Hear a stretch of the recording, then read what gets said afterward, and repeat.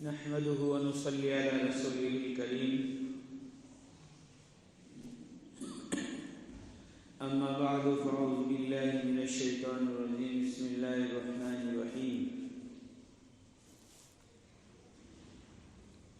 इन्नल लज़ीना क़ालू रब्बुनल्लाहु सुम्मा इस्तक़ामू ततनज़्ज़लु अलैहिमुल मलाइका अल्ला तख़ाफ़ू व ला तहज़नू व अबशिरू बिल जन्नति अल्लती कुन्तुम तुअदून। मोहतरम, अल्लाह पाक का एहसान और करम है कि अल्लाह रब्बुल इज़्ज़त ने हम सबको इस्लाम जैसी अज़ीमुश्शान दौलत से नवाजा।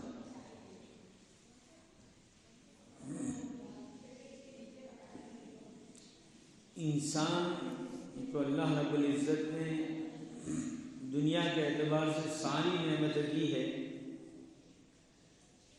लेकिन किसी के पास इस्लाम की दौलत और ईमान की दौलत और अमाल सालिहा की दौलत उसके पास नहीं है, दुनिया का सबसे बड़ा भिखारी कहलाएगा।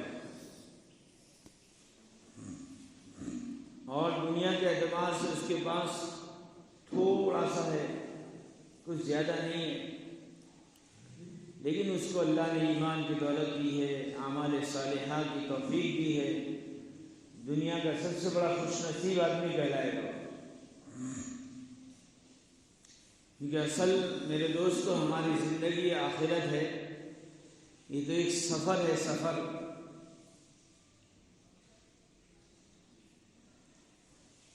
आदमी दुनिया में आया ही इसीलिए जाने के लिए, और अल्लाह रब्बुल इज़्ज़त ने हम सबको एक मकसद के तहत दुनिया में भेजा। हमारा आना बेमकसद नहीं है, बहुत ही बड़ा मकसद है। अल्लाह ताला कुरान में खुद फरमाता है, अफ़हसिबतुम अन्नमा खलक़नाकुम अबसा, ए मेरे बंदो क्या तुम गुमान करते हो तुमको यूं ही बेकार पैदा कर दिया? बल्कि नहीं, बहुत बड़ा मकसद है अल्लाह रब्बुल इज़्ज़त के भेजने का दुनिया में। और ये मकसद ये है कि अल्लाह रब्बुल इज़्ज़त की पहचान हमारी ज़िंदगियों में आए, अल्लाह के हकाम को बुरा करे। अल्लाह बंदों से देखना चाहता है कि मेरे बंदे दुनिया में जाकर मुझे याद रखते हैं, मुझे पहचानते हैं या भूल जाते हैं। ये अल्लाह रब्बुल इज़्ज़त ने एक इम्तिहान की जगह बनाई। ये दुनिया इम्तिहान हॉल है, हम सब इम्तिहान के ज़ेरे हैं। हम सब का इम्तिहान शुरू है। अल्लाह ताला मौत और हयात को जो बनाया वो भी इम्तिहान के लिए।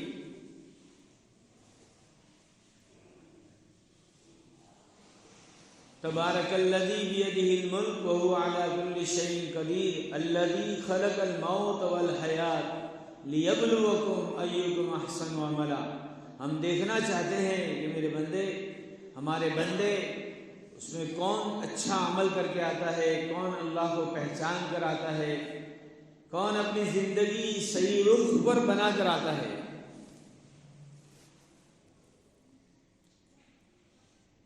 दुनिया की ज़िंदगी के अंदर अल्लाह रब्बुल इज़्ज़त ने भेजने के बाद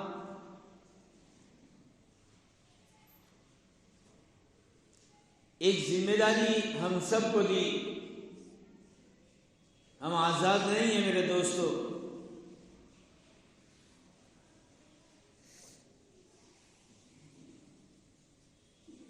दुनिया की ज़िंदगी अगर सही गुजरेगी, गुजर तो जाएगी, अगर सही गुजारेंगे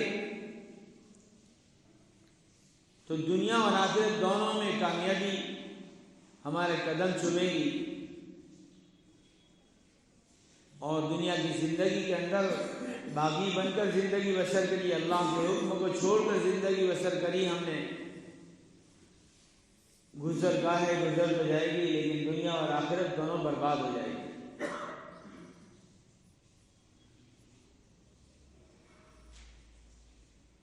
मेरे दोस्तों, हम आज़ाद नहीं हैं। हमने कलमा पढ़ा है, ला इलाहा इल्लल्लाह मुहम्मदुर रसूलुल्लाह सल्लल्लाहु अलैहि वसल्लम।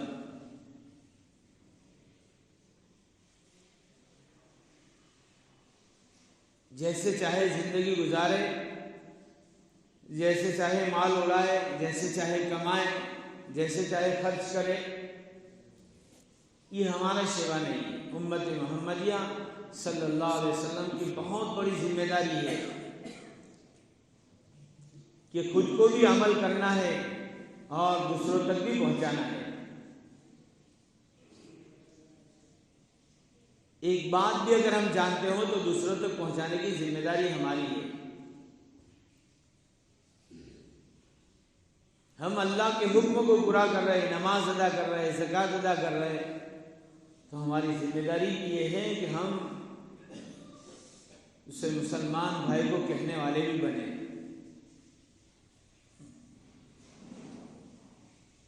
ये थोड़ी जिंदगी अल्लाह रब्बुल इज्जत ने दी और आखिरत के हमेशा हमेशा जिंदगी जिसका कोई किनारा नहीं,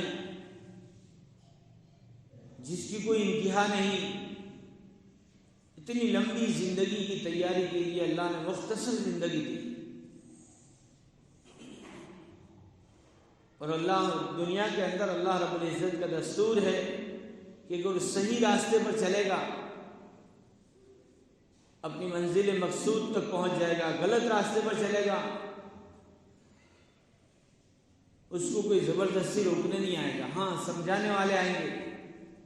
अल्लाह रब्बुल इज्जत ने अंबिया अलैहिस्सलाम का सिलसिला शुरू किया, आखिर में मेरे और आपके आका हजरत मोहम्मद रसूलुल्लाह सल्लल्लाहु अलैहि वसल्लम आए। उसके बाद फिर अल्लाह के रसूल ने इस उम्मत पर जिम्मेदारी डाली कि क़यामत तक जितने भी आने वाले हैं इन सब की जिम्मेदारी हमारी है कि नेकियों का हुक्म करे, बुराइयों से रोके, ये हमारी जिम्मेदारी है।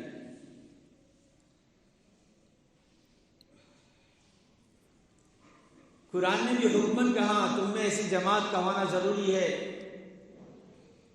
जो अच्छाइयों की तरफ बुलाए, बुराइयों से रोके।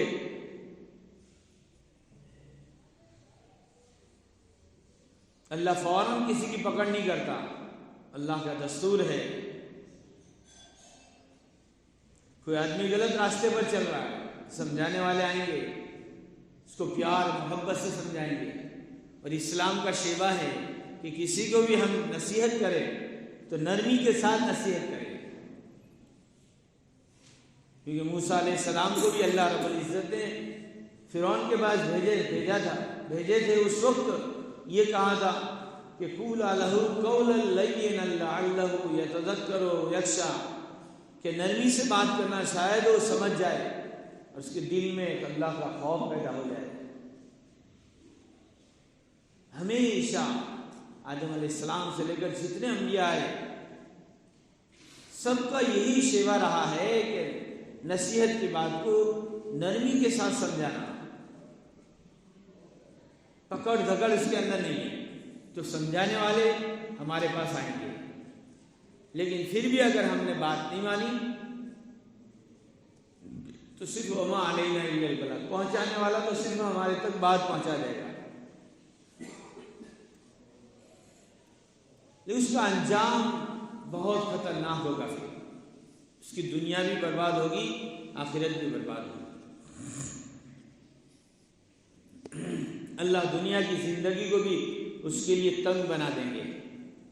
मन आरज़ अन ज़िक्री फ़इन्न लहू मईशतन ज़न्का, जो हमारे हुक्म को छोड़ता है अल्लाह उसकी ज़िंदगी को तंग बना देते हैं और आखिरत तो बर्बाद होगी।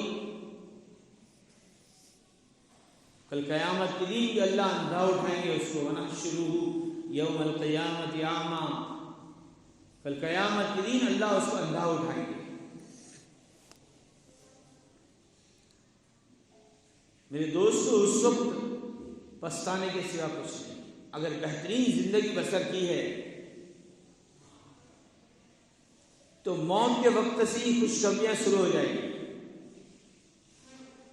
क्योंकि जब आदमी का इंतकाल होता है उस वक्त जब फरिश्ता आता है रूह निकालने के लिए, उस वक्त आखिरत के सारे मंजर उसके सामने आ जाते हैं। अगर बेहतरीन जिंदगी गुजारी है अल्लाह के हुक्म के मुताबिक, प्यारे आका हजरत मोहम्मद रसूलुल्लाह सल्लल्लाहु अलैहि वसल्लम के तरीके के मुताबिक ज़िंदगी बसर की है, तो मौत के वक्त ही फरिश्ते कहते हैं अल्लाह ताला खुद कुरान में कहता है, जो मैंने आयत पढ़ी, कि जो लोग यूँ कहते हैं कि हमारा रब अल्लाह है, इन्नल्लज़ीना क़ालू रब्बुना अल्लाह, कि हमारा रब अल्लाह है, सुम्मा इस्तक़ामू, उस पर जमे रहे, पूरी ज़िंदगी अल्लाह के हुक्म को अदा करते रहे, प्यारे आका के तरीके अपनी ज़िंदगियों में लाते रहे, सुम्मा इस्तक़ामू, तो क्या होगा? ततनज़्ज़लु अलैहिमुल मलाइका, मौत के वक्त फरिश्ते उतरेंगे और 3 खुशखबरियाँ देंगे। अल्लाह तख़ाफ़ू, घबरा मत, डर मत कि आगे क्या होगा, क्योंकि आखिरत की मंजिल बहुत कठिन मंजिल है, बड़ी खतरनाक घाटियाँ आने वाली है। कब्र की मंजिल, हशर की मंजिल, पुल सिरात की मंजिल, जन्नत जहन्नम, ये सारी मंजिलें इतनी कठिन है। आदमी यहाँ से एक देश से दूसरे देश में जाता है, अकेला होता है तो खौफ मालूम होता है कि क्या होगा मेरे साथ। सामान की तफ्तीश, पासपोर्ट की तफ्तीश, ये सारी चीज़ें सामने आती है। जैसे आदमी हज में जाता है, एक से दूसरा साथी मिल जाता है तो खुश हो जाता है, जानने वाला मिल जाता है तो और खुश होता है। ऐसे फरिश्ते कहते हैं, अल्लाह तख़ाफ़ू, घबरा मत, हम तेरे साथ हैं। क्योंकि मैंने जो आयत पढ़ी उसके बाद वाली आयत है, नहनु औलियाउकुम फिल हयातिद दुनिया और फिल आखिरा। फरिश्ते कहते हैं, हम दुनिया में भी तेरे साथ थे और आखिरत में भी तेरे साथ रहेंगे। कहेंगे अल्लाह तख़ाफ़ू, घबरा मत। फिर आगे कहेंगे वला तहज़नु, गम भी मत कर, पीछे तेरे बाल बच्चे छूट रहे, माल छूट रहा है, उसका गम मत कर, वला तहज़नु। और फिर कहेंगे अल्लाह फरिश्ते कहेंगे वअबशिरू बिल जन्ना, खुशखबरी सुन जन्नत की, क्योंकि बेहतरीन जिंदगी गुजारी है। ये 3 खुशखबरियाँ मौत के वक्त फरिश्ते देते हैं। उसकी रूह अंदर से ऐसी निकलने के लिए ऐसी बेचैन हो जाती है, जैसे एक परिंदे को पिंजरे में पूरा पूर दिया जाए और उसका दरवाज़ा खोल दिया तो परिंदा निकलने के लिए कितना जल्दी करता है और कितना जुज़्ब करता है। ऐसे उसकी रूह इत्मीनान के साथ जल्दी निकल जाती है। रूह निकलने में जरा भी देर नहीं होती। मेरे दोस्तों, ये तो मौत के वक्त की खुशखबरी है। उसके बाद फिर आगे अल्लाह क्या देगा, अपने बंदों की मेहमान नवाजी कैसे करेगा, हम सोच नहीं सकते। क्योंकि अल्लाह ताला अपने बंदों पर, एक माँ अपने बेटे से क्या मोहब्बत करती है, 70 माओं से भी ज़्यादा अल्लाह अपने बंदे से मोहब्बत करता है।